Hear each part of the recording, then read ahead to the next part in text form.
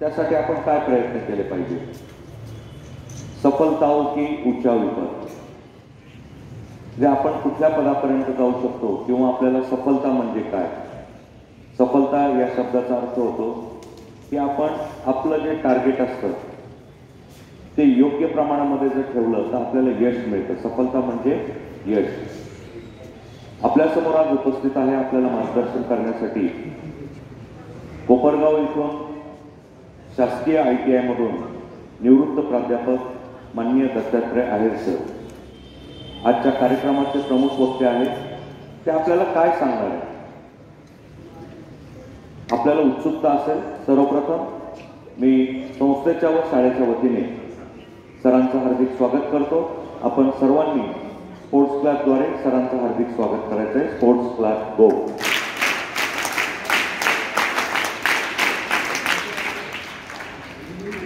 जीवनात यश अपयश आपल्याला माहिती आहे कशा पद्धतीने येत असतं व इतरही अजून ज्या बाबी आहेत त्या आपल्या समोर मांडत आहे सन्माननीय निवृत्त प्राचार्य माननीय दत्तात्रय आहेर सरांना विनंती करतो की आमच्या विद्यार्थ्यांना त्यांनी मार्गदर्शन करावं.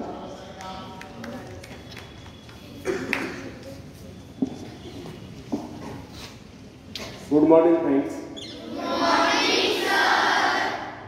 प्रथमतः मी माझा पूर्ण परिचय करून देतो. मी दत्तात्रय आहेर. सेवानिवृत्त प्राचार्य जरी असलो तरी बेसिकली मी इलेक्ट्रिकल इंजिनियर आहे. मी सुरुवातीला 3 वर्ष इलेक्ट्रिकल इंजिनियर म्हणून काम केलं. त्यातील 2 वर्ष कोयना जलविद्युत प्रकल्प आणि 1 वर्ष चंद्रपूर थर्मल पॉवर स्टेशन. त्यानंतर 13 वर्ष गव्हर्नमेंट टेक्निकल कॉलेजनं प्राध्यापक म्हणून काम केलं आणि त्यानंतर 22 वर्ष प्राचार्य या पदावर काम केलं आहे आणि 2019ला ऑगस्टमध्ये सेवानिवृत्त झालो. आणि हा माझा छंद आहे युवकांना प्रेरणादायी विचार देणं. तर कोयना जलविद्युत प्रकल्पावर असताना मला एक लक्षात आलं, जसं उंचीवर साठवलेलं पाण्यामध्ये प्रचंड पोटेन्शियल असतं, म्हणजे स्थितीज ऊर्जा असते, तसं आपल्या प्रत्येकामध्ये खूप काही क्षमता असतात आणि त्या क्षमता जागवण्याचंच काम मी माझ्या वेगवेगळ्या व्याख्यानातून देत असतो. माझे अनेक 8 टॉपिक आहेत. त्यातील सर्वात कमी वेळेचं सफलता की ऊंचाई कुछ हुई या विषयावर मैं बोलतो है. फ्रेंड्स, यदि आप स्वयं ही अपने भाग्य का निर्माता बनना चाहते हैं और आपकी प्रबल इच्छा है कि आप सफलता की बुलंदियों को छुए, तो इसके लिए आपको सर्वप्रथम अपना व्यवहार बदलना होगा. इसके लिए सबसे पहले आप अपने मन से घृणा, ईर्ष्या, द्वेष आदि विकारों को निकाल कर बाहर करें. तब आप अपने भाग्य का स्वयं निर्माण करें. इस बात का विश्वास रखें कि सब कुछ आपके हाथ में, क्योंकि आप ही तो अपने भाग्य का निर्माता हैं. फ्रेंड्स,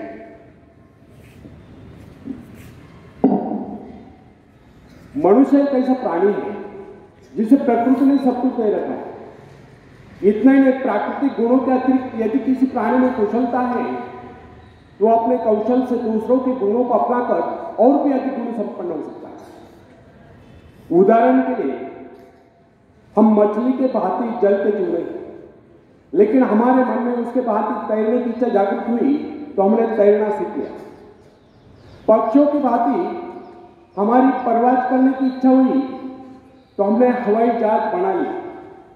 इस प्रकार प्रकृति ने मनुष्य को इस प्रकार बनाया कि वो सब कुछ कर सकता है. अतः प्रकृति से प्राप्त सुविधा का लाभ हम स्वयं नहीं उठाते हैं तो हम जैसा मूर्ख भला और क्रूर. प्रकृति ने हमें क्या नहीं दिया? उसने हमें एक ऐसी शक्ति दी, बल्कि जादुई शक्ति दी है जिससे हम सब कुछ पा सकते हैं. हाँ, यह एक अलग बात है कि हम उस शक्ति को पहुंचा नहीं पा रहे. फ्रेंड्स, अरस्तु ने एक बार चौराहे पर खड़े होकर चिल्ला चिल्ला कर कहा था, इस दुनिया में सब कुछ है, जो चाहो सो पाओ, पर पहले अपने को उस योग्य बनाओ.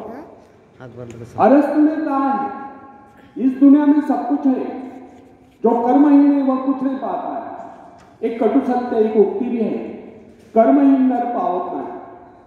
आपको क्या चाहिए इस पर विचार करें, फिर गंभीरता उसके लिए योजना बनाए, योजना बनाकर उस पर अमल करें, बराबर प्रयत्नशील है. एक दिन आप अपनी इच्छा पूर्ति करते रहो, एक दिन आपको सफलता अवश्य मिलेगी। फ्रेंड्स, यदि हम सतत विकास मानेंगे तो हमारी शक्तियां क्षीण हो सकती। जिस प्रकार घर का कूड़ा प्रतिदिन झाड़ू से साफ करना पड़ता है, उसी प्रकार मन के कूड़े को प्रतिदिन साफ करो। निरंतर नए विचार, आगे बढ़ने के विचार, प्रगति के विचार, उन्नति के विचार मन में लाए, तब शक्तियों को क्षीण करने की क्रिया स्वयं समाप्त हो जाए। हमारे मन तथा शरीर में निरंतर विकास की क्रिया जारी रहना स्वाभाविक है। इसमें बाधा तब पड़ती है जब दूषित विचार हमारे मन पर आक्रमण करते हैं। मन पर दूषित विचारों का आक्रमण तभी होता है जब हमारे मन में खालीपन होता है। जब तक हम अपने मन में विकास के विचार रखते हैं, तब तक अवनति के विचार न आ सकते। प्रगति के विचार है तो अवनति के विचार न आ सकते। मन को नवीन तथा तरोताजा करने का एक उपाय। इस विषय में हम सबके भिन्न भिन्न अनुभव हो सकते हैं। हम देखते हैं कई बार हमारे मन में दुख और निराशा की छाया आश्चर्यजनक रूप से लिप्त हो जाती है। दुख के घिर आए बादल हट जाते हैं और उनके स्थान पर हर्ष की धूप खिल उठते हैं। कम से कम कुछ समय के लिए जीवन के प्रति हमारा दृष्टिकोण बदल जाता है। कई बार हम अनुत्साहित और निराश हो जाते हैं और अकस्मात कोई शुभ समाचार आ जाता है और हमारा हृदय हर्ष से गदगद उठता है। अथवा कोई असौर सहृदय व्यक्ति आ जाता है, वो हमारी मनस्थिति में पूर्णतः परिवर्तन ला देता है। या कोई परम प्रिय मित्र आकर सारा वातावरण ही बदल जाता है। अथवा अचानक किसी अन्य देश या स्थान की यात्रा करनी पड़ती है, जहां से प्राकृतिक सौंदर्य के कारण हमारे विचारों में परिवर्तन आ जाता है और हम प्रसन्नता से विभोर होते हैं। फ्रेंड्स, कुछ लोगों का यह विचार है कि मन बाहरी प्रभावों को ग्रहण करने में असमर्थ है और उसकी स्थिति में विशेष परिवर्तन नहीं किया जा सकता। उसके हर्ष विषाद की सीमाओं का निर्धारण भाग्य द्वारा होता है और हम केवल इतना ही कर सकते कि इसे विचारों का हर्ष देकर चकमा दें। परंतु यह धारणा गलत है। हमारे पास ऐसे असंख्य उदाहरण हैं जिनमें व्यक्तियों की मनोवृत्ति में आमूल परिवर्तन होता देखा गया। उनके मस्तिष्क में क्रांति होती देखी गई। बहुत से लोग जो जन्म से दुर्बल थे, वे व्यायाम द्वारा सबल होते देखे गए, अकर्मण्य कर्मठ होते देखे गए। ऐसे अनेक उदाहरण हमारे सम्मुख हैं जिनमें व्यक्ति मानसिक शक्तियों से रहित थे, किंतु प्रयत्न द्वारा उनमें भारी परिवर्तन आ गया। उनका दुर्बल व्यक्तित्व प्रबल व्यक्तित्व में परिणत हो गया। साहस का उदाहरण है। बहुत से सफल व्यक्ति पहले इस गुण से रहित थे। खतरा था कि उनका समस्त भविष्य अंधकार में होगा, परंतु माता पिता या गुरु की शिक्षा का उन पर ऐसा प्रभाव पड़ा कि उनके जीवन की धाराएं बदली। इससे सिद्ध होता है कि मनुष्य उपदेश या शिक्षा प्राप्त करके या निरंतर अभ्यास से विचारों में क्रांति ला सकता है। फ्रेंड्स, साहस पर मनुष्य का जन्म सिद्ध अधिकार है। साहस के भाव परिपक्व होने पर वही व्यक्ति जो पहले कायर समझा जाता था, शौर्य पराक्रम के कारनामे कर लोगों को चकित कर देता है। जब हम भय, संदेह, निराशा से ग्रस्त स्थिति में होते हैं, तब हम सही निर्णय नहीं कर पाते। उचित और ठोस निर्णय केवल उसी समय किया जा सकता है जब मस्तिष्क सही स्थिति में हो। निराशा, क्रोध, भय, ईर्ष्या, द्वेष आदि के बादलों से घिरकर अंधकार में भय तथा चिंताग्रस्त मनस्थिति में कभी किसी महत्वपूर्ण विषय पर निर्णय नहीं करना चाहिए। जब मन निर्मल, संतुलित, शांत हो, कोई भी निर्णय उस समय करना, उस समय जो योजनाएं बनाई जाए केवल उन्हीं को कार्यान्वित करने का प्रयत्न करें। भय, क्रोध आदि के आवेश पर मानसिक शक्तियां बिखर जाती है। उस समय मन एकाग्र न रहने के कारण निर्णय गलत होते हैं। यदि मनुष्य सही शिक्षण प्राप्त करे या मन को अभ्यास कराए तो निराशा, क्रोध, ईर्ष्या, द्वेष आदि विचारों को कुछ क्षणों में अपने मन से निकालकर बाहर कर सकता है तथा प्रसन्नता का अनुभव कर सकता है। प्रसन्नता, आशा, आकांक्षा, उत्साह इन भावनाओं के आते ही मन का अंधकार दूर हो जाता है। अतः व्यक्ति को चाहिए कि इन रचनात्मक विचारों को हर समय अपने मन में रखें।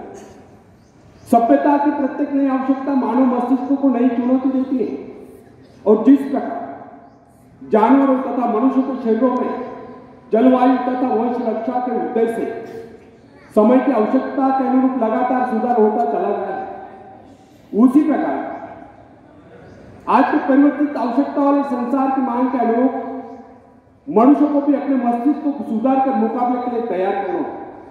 मस्तिष्क पर जिन विषयों पर सोचने का भार आ पड़ता है, उसी के अनुरूप अपने में परिवर्तन कर लेता है। वह नई कोशिकाओं का विकास कर लेता है, दुर्बल कोशिकाओं की मरम्मत कर लेता है तथा उन्हें मुकाबले के लिए तैयार कर लेता है। फ्रेंड्स, बड़े शहर के हलचल और शोरगुल में काम करने वाले व्यक्ति का मस्तिष्क विविध रूपों में विकसित होगा। वह शीघ्र सोचेगा, तेजी से गति करेगा, संक्लिष्ट एवं विविध कार्यों में द्रुत गति से चेष्टा करेगा। शीघ्र आप करने वाली विविध आपातकालीन क्रियाओं का मुकाबला करने के लिए वह तुरंत कार्यवाही करने का अभ्यस्त हो जाता है। छोटे लेकर कस्बे में रहने वाले व्यक्ति का मस्तिष्क भिन्न प्रकार से विकसित होगा, क्योंकि उसकी आवश्यकता इतनी विविध नहीं है और उसे तुरंत बहुत से निर्णय करने की आवश्यकता भी नहीं होती। यह बात कदापि न भूले कि प्रत्येक कार्य मस्तिष्क सम्मुख नई चुनौती उपस्थित करता है और उसकी आवश्यकता के अनुरूप ही मस्तिष्क अपनी काबिलियत का विकास कर लेता है तथा विशेष किस्म के काम के लिए अपनी शक्तियों को बढ़ाता है। विभिन्न धंधों, नौकरियों, व्यापारों या व्यवसायों के लिए विभिन्न प्रकार की शारीरिक तथा मानसिक चेष्टाओं की आवश्यकता होती है और इन आवश्यकताओं में भी तीव्र गति से निरंतर परिवर्तन होता रहता है।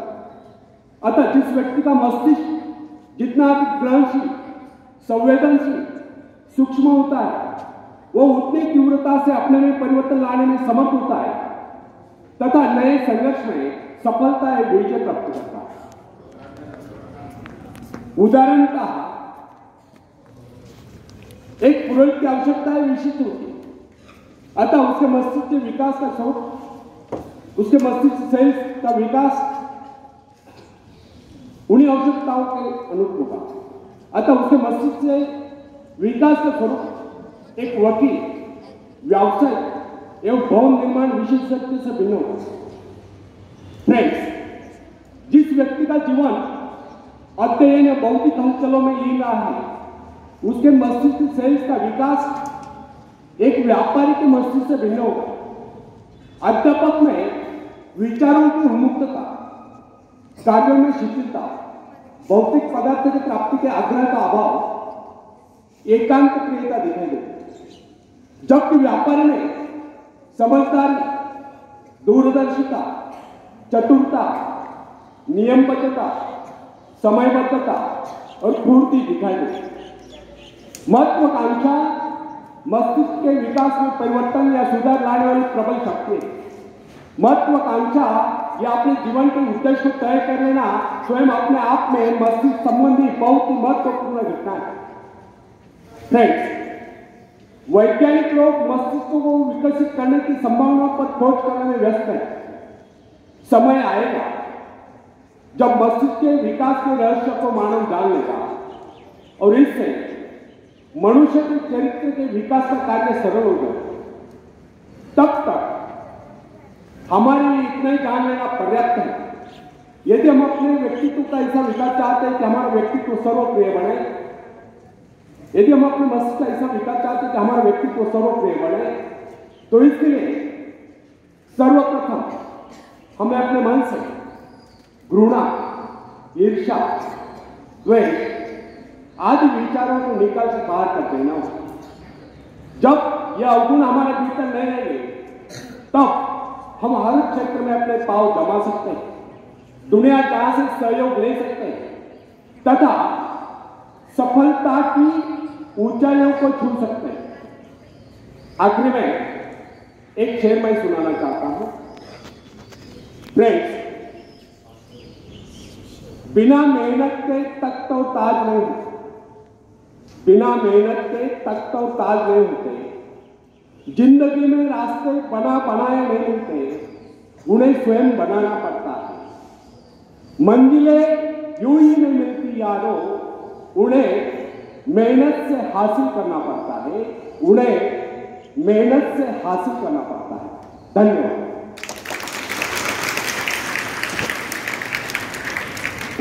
मित्रांनो, मराठीत रिपीट करतो मी। हे बघा, ईश्वराने आपल्या सर्वांना उदंड आयुष्य दिलेलं आहे, पण या आयुष्यातील एकच क्षण आपल्या हातामध्ये असतो। गेला तो भूतकाळ, इतिहास जमा झाला, येणारा भविष्यकाळ आपल्याला माहिती नाही, परंतु वर्तमानातला एक क्षण हाच आपल्या हातात असतो। हा प्रत्येक क्षण आपण कसा जगतो त्यावर मात्र आपला भविष्यकाळ अवलंबून आहे। त्या दृष्टीने माझे हे विचार तुम्हाला भावले असतील तर मी एवढंच सांगू इच्छितो की आपल्या जीवनामध्ये वर्तमानात जगायला शिका। वर्तमानातला प्रत्येक क्षण हा चांगले विचार आत्मसात करा आणि त्या विचाराला कृतीत आणा, ज्यातून तुमचं उज्ज्वल भवितव्य घडू शकेल। नेहमी आनंदी राहा, उत्साही राहा, कार्यतत्पर राहा। विवेकानंद नेहमी सांगायचे, हे विश्व ही एक व्यायामशाळा आहे आणि आपण येथे व्यायाम करण्यासाठी आलो आहोत। त्यांच्या सांगण्याचा अर्थ असा नाही की सर्वांनी मल्लच व्हायचं, मल्ल व्हा जरूर, पण त्यांच्या सांगण्याचा खरा अर्थ आहे की आपण शारीरिक, मानसिक आणि बौद्धिकदृष्ट्या सक्षम व्हायचं। मग शारीरिकदृष्ट्या सक्षम होण्यासाठी सकाळी उठल्यापासून रात्री झोपेपर्यंत जे काही शारीरिक श्रम आपल्याला करायला मिळतात त्या संधी शोधा, शारीरिक कष्ट करा, जास्तीत जास्त श्रम करा। त्या श्रमातून तुमच्या शारीरिक क्षमता विकसित होतील। त्यासाठी जिमलाच गेलं पाहिजे किंवा व्यायामशाळेतच गेलं पाहिजे असं काही नाही। आणि ज्यांना काहीच काम नसेल त्यांनी अवश्य जाऊ शकतात, ते जिमला जाऊ शकता, व्यायामशाळेत जाऊ शकता, पण तो भरपूर म्हणजे शारीरिकदृष्ट्या सक्षम होण्यासाठी आपल्याला भरपूर व्यायाम करायचे, शारीरिक श्रम करायचे, श्रमाच्या संधी शोधायच्या आणि त्यातून आपली शारीरिक क्षमता विकसित करायची। मानसिक क्षमता विकसित करण्यासाठी आपण आपल्या विकारांवर नियंत्रण मिळवायचं। विकार कोणते? थोडक्यात सांगतो, काम, कामना, इच्छा, क्रोध, लोभ, मोह, मत्सर, द्वेष, आळस, नैराश्य, उदासी या विकारांना मनातून हद्दपार करा। नेहमी आनंदी राहा, उत्साही राहा, कार्यतत्पर राहा, सकारात्मक राहा आणि स्वतःला कामामध्ये व्यस्त ठेवा, कुठल्या तरी कामामध्ये। मग अभ्यास करा, काय करा, प्रत्येक वेळेस आपलं रिकामं मन हे सैतानाचं घर असतं। त्यामुळे नेहमी आनंदी राहा, उत्साही राहा, कार्यतत्पर राहा आणि स्वतःला व्यस्त ठेवा। यातून तुमच्या मानसिक क्षमता विकसित होईल। आपल्या इंद्रियांवरती, आपल्या मनावरती ताबा आपल्यावर असला पाहिजे। आपण तो संयमाने आणि विवेकाने तो मिळू शकतो। आणि बौद्धिकदृष्ट्या सक्षम होण्यासाठीच आपण शाळेमध्ये ज्ञानार्जन करत असतो। शिक्षक ज्यावेळेस शिकवतात त्यावेळेस मनामध्ये एकच विचार असला पाहिजे, शिक्षक काय शिकवताय ते समजून घेतले गेले पाहिजे। शिक्षक ज्यावेळेस शिकवतात त्यावेळेस कॉन्सन्ट्रेशन फार महत्त्वाचं आहे। एकाग्रतेने ते समजून घ्यायचं आहे आणि आत्मसात करायचं आणि अभ्यास करून आपण आपल्या बौद्धिक क्षमता विकसित होतो। अशा पद्धतीने विवेकानंदांचे जे अजून स्वप्न आहे ते तुम्ही साकार करू शकता। पुन्हा एकदा सांगतो, शारीरिकदृष्ट्या सक्षम होण्यासाठी भरपूर कष्ट करायचे, शारीरिक श्रम करायचे। मानसिकदृष्ट्या सक्षम होण्यासाठी आपल्या मनावरती, आपल्या इंद्रियांवरती आणि आपल्या विकारांवरती ताबा असला पाहिजे। आणि बौद्धिकदृष्ट्या सक्षम होण्यासाठी भरपूर अभ्यास करा, ज्ञानार्जन करा, नीट समजून घ्या, शिक्षक काय शिकवतात ते समजून घ्या आणि चांगला अभ्यास करा आणि यशस्वी नागरिक व्हा ही शुभेच्छा करतो। धन्यवाद। या ठिकाणी मला जी संधी उपलब्ध करून दिली त्याबद्दल मी आपल्या संस्थेचे मुख्याध्यापक आदरणीय पाटील सर आणि त्यांचे सर्व सहकारी शिक्षक वृंद या सर्वांचे मी आभार व्यक्त करतो। धन्यवाद।